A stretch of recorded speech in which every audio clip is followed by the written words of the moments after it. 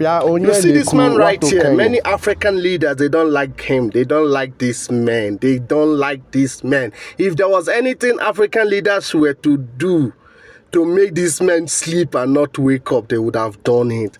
These men have proven to African leaders that they are wasting time, wasting resources, wasting finances, wasting everything they have wasted for the past more than 500 years. And you know who they blame for it?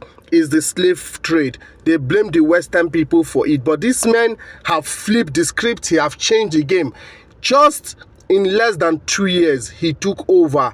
Burkina Faso is right in the map. Nobody knew anything about Burkina Faso. We only see them during AFCON Nations Cup. I know they are a very good football nation. But excluding that, there was nothing else you could tell about Burkina Faso. But God bless this young man. God bless him. Because why? First time Africa, in the entire 54 countries of Africa, first time Africa he's the youngest president in the world. Youngest in the world. That's number one. Number two, first time Africa have a president that can walk straight. Yes, this guy is the first time African are having president that is straightforward and standing. Now, Africans will blame Europeans for everything, slave trade. That is the reason why we are like this. It's a lie. When you talk about slave trade, you hear the term slave trade. Who is selling and who is buying? There was someone selling, there was someone buying.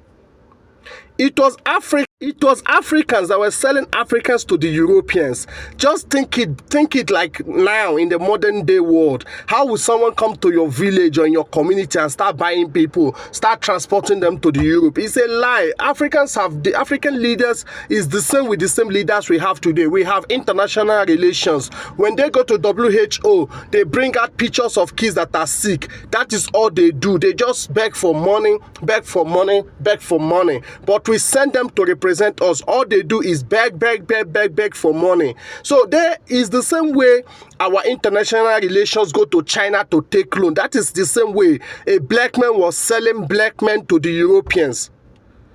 This whole lies of slave trade, yes, it happened. But who was selling? Who was buying? It was black people who was selling black people to the Europeans.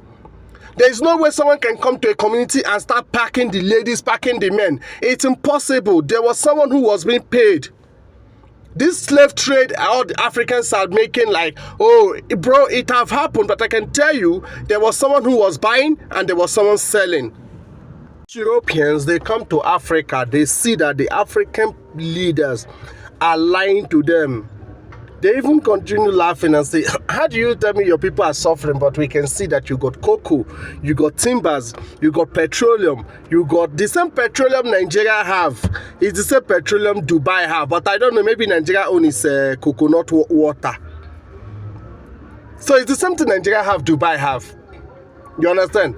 So South Africa have gold. We can continue. DRC still have petroleum.